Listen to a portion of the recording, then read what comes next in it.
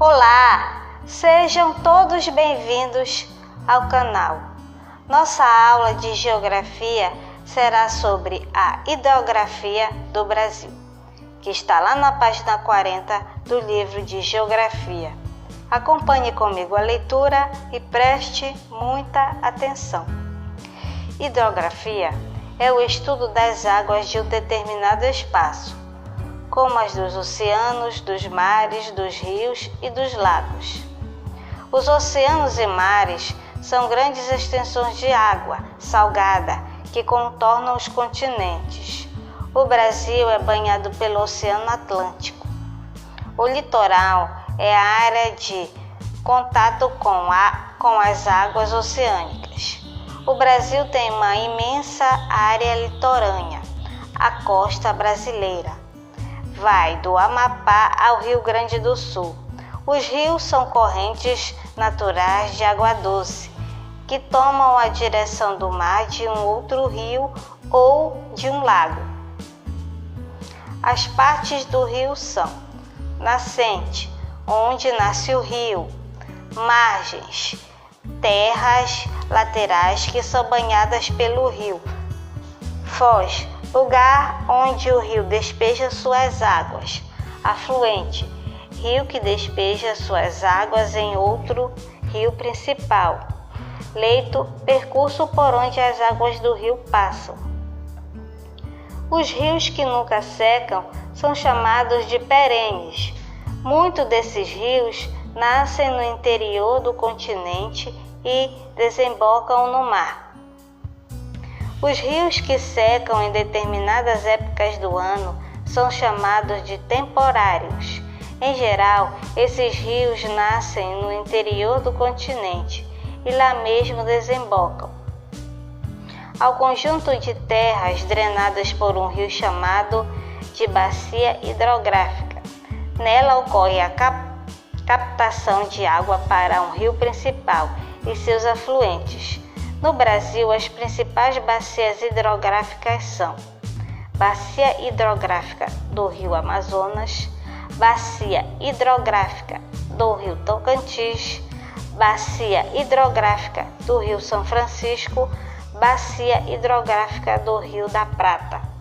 Além destas, são encontradas ainda as bacias costeiras ou secundárias. E aqui está o mapa das bacias hidrográficas brasileiras. Os lagos e as lagoas são acumulações de água de grande ou pequena profundidade em depressões.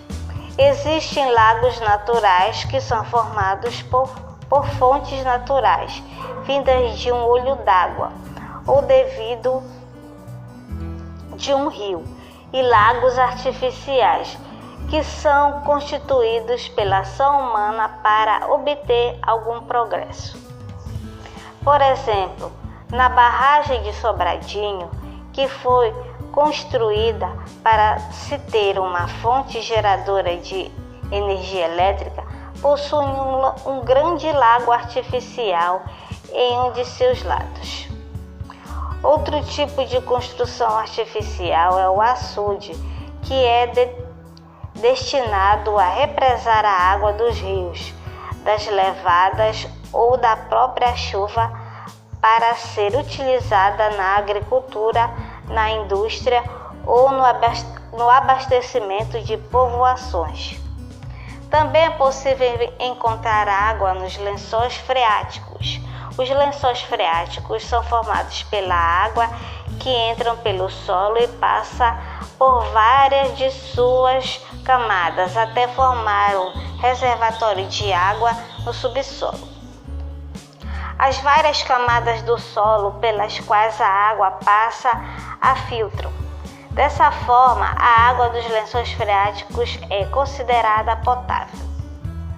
A água potável é aquela própria para o consumo humano. Por isso, os lençóis freáticos são importantes e, muitas vezes, são a única forma de se obter água em um determinado local. A forma mais comum de se obter água do lençol freático é abrindo poços artesianos e construindo cisternas. Há uma preocupação constante com os lençóis freáticos, porque eles podem ser poluídos pelo uso incorreto de agrotóxicos na agricultura e pelos resíduos da mineração e de algumas atividades industriais. O desmatamento também é um problema, pois pode tornar extinto um lençol freático, visto que diminui a capacidade de infiltração do solo. Então, por hoje é só. Lá na página 43 e na página 44 tem atividades para você realizar. Eu fico por aqui e até a próxima aula.